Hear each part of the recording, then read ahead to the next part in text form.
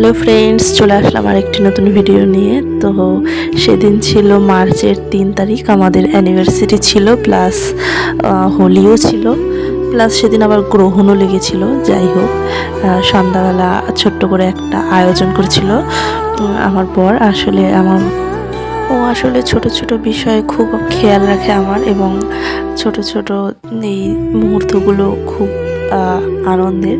এগুলোই ক্যামেরাবন্দি হয়ে থাকবে এবং এগুলোই জীবনের স্মৃতি হয়ে থাকবে। প্রথম বছর অ্যানিভার্সারি আমাদের খুব ভালোভাবেই কেটেছিল।